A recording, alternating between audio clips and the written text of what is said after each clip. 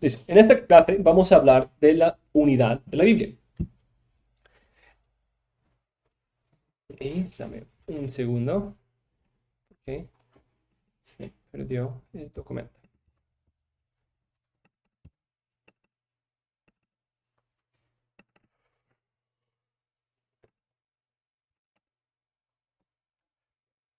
Es verdad que podemos hablar de la Biblia como 66 libros diferentes.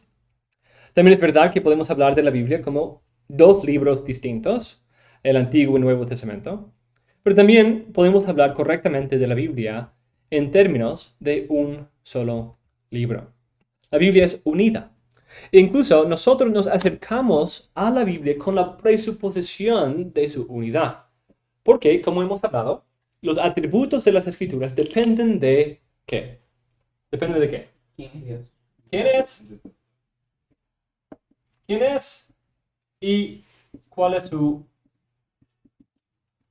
intención? Su propósito.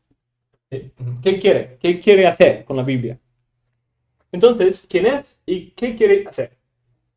Y eso también hicimos la tercera pregunta de cuál es tu relación con la Biblia, pero suponiendo que Dios ha inspirado la Biblia, de ahí volvemos a esto. ¿Quién es y cuál es tu intención?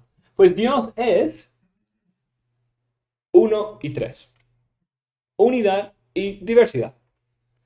Entonces, porque Dios es uno, porque Dios es sabio, porque Dios es omnisciente, por todas esas cosas, la palabra de Dios no va a tener esas contradicciones, porque Dios es unido en su plan, unido en su intención y su propósito eterno, como la Biblia habla en términos de eso, su propósito eterno que hizo antes de la fundación del mundo en 1 Timoteo o 2 Timoteo 1 o Efesios 1 y muchos otros textos. Pero tenemos esa idea de Dios, quien es uno, quien es unido en su pensamiento, en su plan, y quiere revelar ese plan de manera progresiva, acomodada al nivel humano.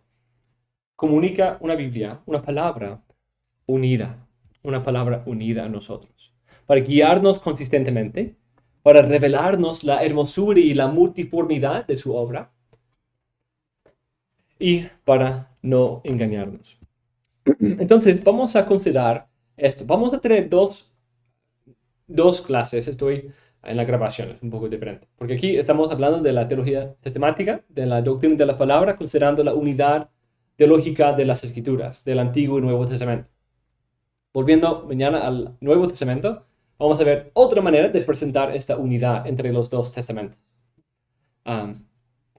Entonces, pero aquí vamos a considerar algunas maneras en que el Antiguo Testamento anticipa el Nuevo. Anticipa el Nuevo. En primer lugar, el Antiguo Testamento anticipa el Nuevo porque anticipa un cumplimiento futuro. G.K. resume este punto muy bien cuando dice, la meta del Antiguo Testamento entero es apuntar a la vida escatológica de Cristo. Está esperando la venida de alguien, aquel quien iba a destruir a Satanás, deshacer la maldición, cumplir la obra que Adán no pudo, trayendo el reposo divino en su presencia. Esa búsqueda sigue por todo el Antiguo Testamento y siempre hay la esperanza de un cumplimiento futuro. Los santos antes de Moisés basaban esa esperanza en las promesas y pactos divinos, en las promesas como Génesis 3:15 o en Génesis 49 o Génesis 12 y los pactos que Dios establece. Esas cosas van y vemos a los autores bíblicos añorando y esperando con ansias la venida de esta salvación en medio del exilio y la dificultad que ellos experimentaban. James Hamilton también dice que desde su inicio hasta el final, el Antiguo Testamento es un documento mesiánico escrito de una perspectiva mesiánica para sostener una esperanza mesiánica. Todo apunta hacia Cristo. Y cuando el Nuevo Testamento viene, proclama la venida de esa persona, de aquel de quien hablaron todos los profetas. La venida de aquel a quien muchos profetas y justos desearon ver, pero no pudieron ver. Recibimos la venida de la promesa, por fin en Cristo. En Él inician los días venideros, los últimos días, de los cuales el Antiguo Testamento espera. En segundo lugar, espera un nuevo pacto, el cumplimiento de un nuevo pacto, porque a lo largo del Antiguo Testamento está exponiendo la insuficiencia del Antiguo Pacto. El Antiguo Testamento expone la insuficiencia del Antiguo Pacto. Y por eso la importancia de distinguir los dos. Porque el Antiguo Testamento no es insuficiente, aunque en el sentido de que no nos proclama la venida del Mesías, sí es incompleto, pero no es por eso insuficiente. Pero el Antiguo Pacto era insuficiente para dar vida. Sobre todo por la debilidad de la carne, del pecado del hombre. Como dice incluso la ley misma en Deuteronomio 5, después de dar los 10 mandamientos, dice algo así. O si ellos tuvieran tal corazón que me temieran y guardaran siempre todos mis mandamientos, para que les fuera bien a ellos y a sus hijos para siempre. A lo largo de la historia del establecimiento del pacto antiguo, ¿qué vemos? La realidad constante de su pecado. Pecado tras pecado. Esta es la historia del Pentateuco. Recibieron leyes y pecaron contra esas leyes. Recibieron leyes y pecaron contra esas leyes. Obviamente, el Pentateuco no quiere que uno espere en su justicia por las obras de la ley. Porque nunca vemos un ejemplo de eso. Siempre es el contraste. Es, en vez de cumplimiento, vemos un montón de incumplimientos. Vemos quebrantos. Vemos la misericordia de Dios soportando con un pueblo rebelde de dura cerviz que sigue rebelándose contra él en todas las generaciones, incluso enviando una ley que no era como ninguna otra ley, era mejor que todos los demás. Un Dios más cercano a su pueblo que cualquier otro Dios, enviando profeta tras profeta para volverlos al arrepentimiento, pero seguían rechazando porque no tenían el corazón para temerle. Entonces anticipa la venida de un nuevo en el cual Dios va a escribir la ley sobre sus corazones, en que va a quitar el corazón de piedra y poner un corazón de carne, en que Dios va a tratar con ese problema esencial, el pecado del pueblo que les expuso a tantas dificultades a lo largo de la historia. Y con esto va a traer una revelación más perfecta de Dios, de su plan. Y va a hablar nuevas palabras en que todos van a conocer al Señor. Un nuevo profeta, quien va a hablar las palabras del Señor, que Él ponga en su boca para decir. Y Cristo viene y Él es ese profeta. Él es. Ahora Dios ha hablado por su Hijo. Tenemos ese otro punto de discontinuidad entre los dos, que hablaba por los padres, por los profetas en los días anteriores, pero ahora en los posteriores días nos ha hablado por su Hijo. Y el Antiguo Testamento anticipa el Nuevo, porque habla de cosas gloriosas, habla de pactos, habla de incluso tipos en David y Salomón, y el Zorobabel y el regreso, pero todavía está anticipando algo más, una generación futura. Todavía presenta cosas gloriosas como David y Salomón, pero en términos no tan perfectos, en términos no tan completos como se esperaba. Entonces se da a conocer que estamos esperando algo futuro. La posteridad, una generación futura, iba a recibir, como Cristo dice, eso que ellos anhelaban, no pudieron ver, pero ellos sí lo habían visto. O 1 de Pedro 1 habla de eso también, que a ellos les fue revelado que no se servían a sí mismos, sino a vosotros en esas cosas que ahora os han sido anunciadas mediante los que os predicaron el Evangelio por el Espíritu enviado del cielo. Entonces vemos ese punto muy importante de cómo el Antiguo Testamento está anticipando un Nuevo Testamento, anticipando ese cumplimiento de sus pactos y sus promesas, anticipando el pacto futuro que va a deshacer las insuficiencias del pacto anterior. Una revelación más clara y gloriosa en que va a poder decirse que nadie jamás ha visto a Dios, pero el Hijo lo ha revelado. El unigénito Dios lo ha dado a conocer. Y cuando llegamos al Nuevo Testamento, como acabamos de señalar, el Nuevo Testamento constantemente está apuntando atrás. hablando en términos del Antiguo Testamento, desarrollando su historia según los patrones del Antiguo Testamento, basando toda su doctrina en el Antiguo Testamento. Todo depende del Antiguo Testamento. Como dice Dempster, que el Nuevo Testamento de la Iglesia nace con un canon cristológico en sus manos. Un canon hablando de sus días a su generación, hablando de su Señor. Así ellos concibieron el Antiguo Testamento. El Antiguo Testamento habla de nuestros días. Habla de nuestro Señor, a quien servimos. Y habla para nuestra generación.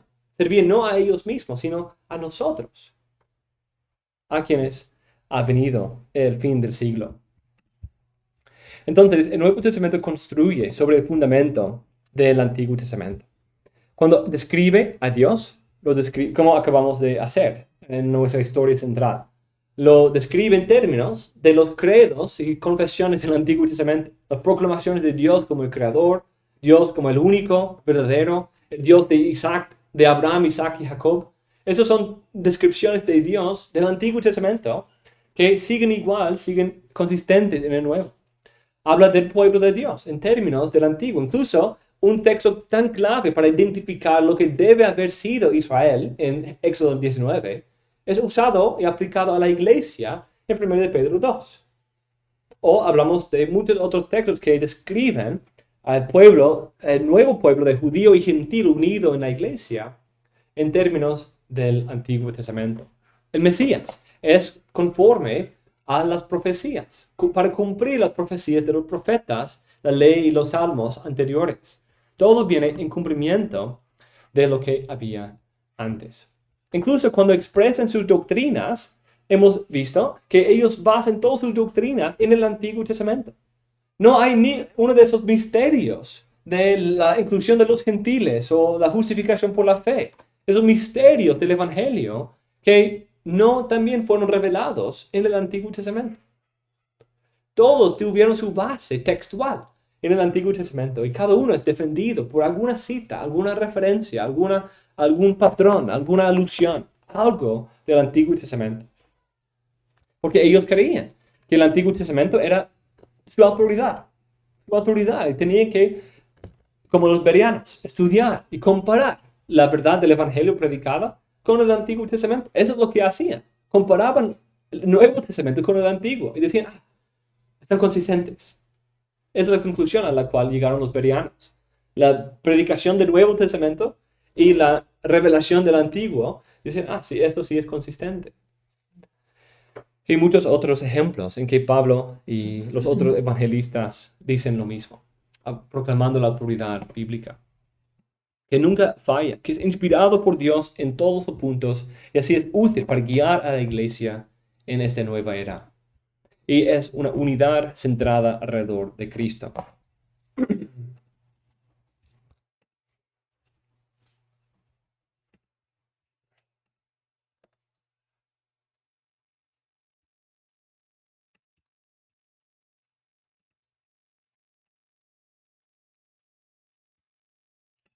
Incluso en el Nuevo Testamento vemos detalles estructurales que siguen el ejemplo del Antiguo Testamento. Por ejemplo, el libro de Mateo, que inicia el Nuevo Testamento. Hemos señalado esto antes, pero parece haber tanto al inicio como al final ciertas conexiones con la estructura del canon en el Antiguo Testamento. Entonces, intencionadamente presentando el Evangelio como un nuevo Antiguo Testamento, en un sentido. Primero, iniciando con Génesis, el libro de la genealogía de Jesucristo. Ese es el título de Moisés para el libro de Génesis, el libro de las genealogías de los cielos y la tierra. Y aquí Mateo da el título de su libro, el libro de la genealogía de Jesucristo, el hijo de David, el hijo de Abraham. Entonces está conectándolo con Génesis, presentándolo en términos de un nuevo Génesis, el Génesis de la nueva creación que empieza en Cristo. Y termina con ese llamado de la Gran Comisión, que tiene sus paralelos con el decreto de Ciro al final del libro de Crónicas. En un sentido, Mateo resume la vida de Cristo desde Génesis hasta Crónicas. E incluso otros detalles también, como su parte con 5 partes que imita la Torá y revela la naturaleza canónica o estructural del Antiguo y Nuevo Testamento. Y como intencionadamente busca revelar a Cristo en términos del Antiguo Testamento, conforme al patrón de cómo el Antiguo Testamento mismo lo presenta. También cuando concluimos el Nuevo Testamento, lo está expresando en términos de la primera creación. Presenta todos los detalles de la nueva creación y la consumación en términos del inicio de la Biblia. Vuelve al inicio cuando habla de la nueva creación. Las cosas antiguas han pasado y todo es nuevo. Habla de la maldición, la muerte, los enemigos, la serpiente de capítulo 20, que es quitada y destruida. Todo eso es quitado. Vemos el árbol de la vida que vuelve y ahora está disponible para todas las naciones. Vemos al pueblo de Dios en una creación bendita sin el mar caótico que causaba tantos problemas anteriormente, que trae la paz del pueblo de Dios en su presencia. Vemos Dios mismo tomando el lugar del sol, Dios mismo la luz en medio de nosotros. Muchos temas que conectan el inicio de la historia con el fin de la historia y de manera intencional presenta la esperanza en Cristo en términos o conforme al patrón de la primera creación. Incluso Pablo hace eso de otras maneras también, hablando de la salvación como Dios salvó o creó a través de su palabra. También salva a través de su palabra porque esa salvación es una forma de nueva creación.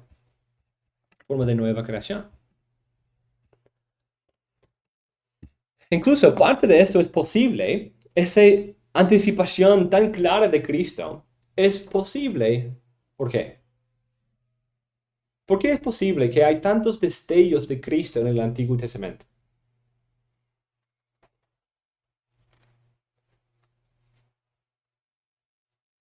Porque, ¿quién es Dios?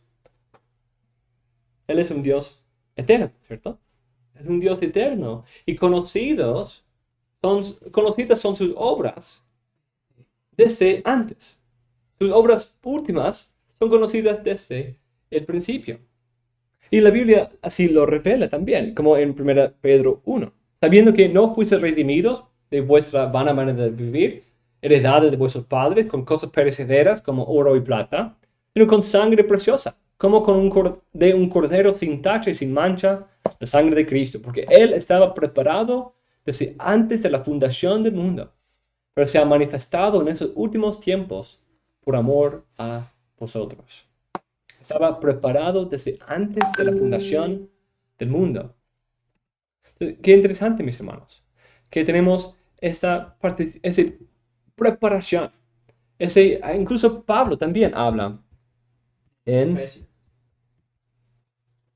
sí, ¿dónde?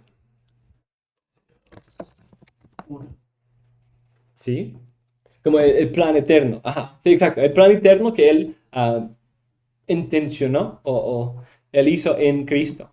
O aquí en Tito 1 habla de la esperanza de la vida eterna, la cual Dios, que no miente, prometió desde los tiempos eternos y manifestó a su debido tiempo su palabra por la predicación, que me fue confiada conforme al mandamiento de nuestro Señor y Salvador. O 2 Timoteo 1:9, que nos ha salvado y nos ha llamado con un llamamiento santo, no según nuestras obras, sino según su propósito y según la gracia que nos fue dada en Cristo Jesús desde la eternidad, y que ahora ha sido manifestada por la aparición de nuestro Salvador, Cristo Jesús, quien abolió la muerte y sacó la luz, la vida y la inmortalidad por medio del Evangelio.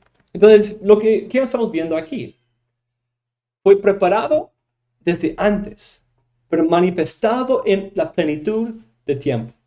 ¿Y cómo llegamos a esa plenitud de tiempo? Porque Dios preparaba el camino. Porque Dios estaba aplanando el sendero. Dios estaba preparando el camino a través de la revelación progresiva. Dios estaba preparando el mundo para la venida del Mesías. El mismo plan desde el inicio. Ahora se ha manifestado y confirmado a través de su comparación con toda la revelación anterior que anticipaba la venida de este Mesías. Entonces vemos un punto muy glorioso que presenta a Cristo como lo central de todo el mundo, toda la historia, el fin de toda la historia y así también el fin de toda la Biblia. Entonces, mis hermanos, toda la historia central del Antiguo Testamento, los temas principales, todos tienen su inicio en el Antiguo Testamento y todos son continuados en el Nuevo. Ese es otro punto. Entonces, dos hipótesis que sería interesante estudiar, que sería muy difícil porque constantemente estamos estudiando los temas de las Escrituras, pero si es posible encontrar un tema en el Nuevo que no empezó en alguna manera en el Antiguo, o que no tiene alguna conexión con temas desarrollados en el Antiguo, o temas en el Antiguo que no se desarrollen más en el Nuevo. Entonces, ven las dos preguntas. Sería interesante considerar eso, pero hay mucha evidencia para decir que eso no se continúa aquí, tiene que ser un estudio exhaustivo de todo el Nuevo Testamento. O el decir que aquí hay un tema que no se desarrolla aquí requiere un estudio mucho más exhaustivo de lo que podemos hacer en nuestra vida probablemente. Pero es interesante pensar eso y considerar la diversidad y unidad de los testamentos. Pero en lo general, todo lo que empieza en el antiguo continúa en el nuevo. Es desarrollado más. No es continúa en el sentido de que todo es igual, pero continúa en cuanto al progreso de la historia de la redención. Lo que Cristo hace se relata en términos del reino sacerdotal aquí del antiguo, todo en términos de lo anterior. Los dos testamentos así son mutuamente dependientes. Esas conexiones también son conectadas con la realidad del Antiguo Testamento como promesa y anticipación, y el Nuevo Testamento revela el cumplimiento. El Antiguo da sombras y tipos, y el Nuevo da sustancia y antitipo. La conexión entre el Nuevo Testamento y el Antiguo es una de progreso, pero es un progreso orgánico, de crecimiento natural. No algo separado, roto, quebrantado, sino algo unido en todas sus partes. El Antiguo presenta la subida de la montaña y el Nuevo su cima. El Antiguo presenta los planos de la casa, el Nuevo lo construye. El Antiguo llena la casa y el Nuevo prende las luces para que todo se vea más claramente. Entonces, por un lado, necesitamos el Nuevo para entender el Antiguo, pero al mismo tiempo necesitamos el Antiguo para entender el Nuevo. Mucho de la gloria, el peso, incluso los detalles de lo que Cristo hace, son esclarecidos por un entendimiento del Antiguo, o perdidos si no prestamos atención al Antiguo. Y muchas partes de la esperanza en el Antiguo Testamento se queda en espera, en la sala de espera, si no tenemos el Nuevo Testamento. Entonces necesitamos los dos. Uno necesita del otro. Los dos forman parte de nuestro canon cristiano. No somos cristianos del Nuevo Testamento solamente, sino de todo el canon divino, de todo lo que Dios ha revelado, de un solo libro.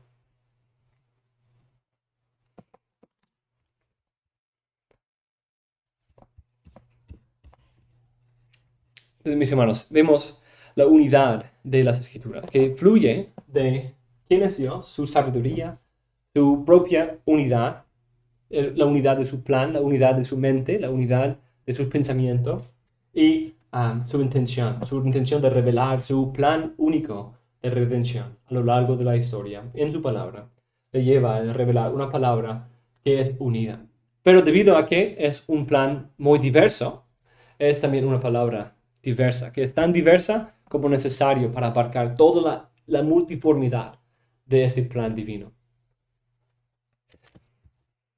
Entonces, unidad y diversidad, pero al mismo tiempo, dos testamentos que se dependen el uno del otro y crecen el uno del otro, contribuyen el uno del otro y necesitamos amar y estudiar los dos. Entonces, con eso, mis hermanos, cerramos esta corta clase, pero espero que nos ayude también en nuestro estudio de Nuevo Testamento.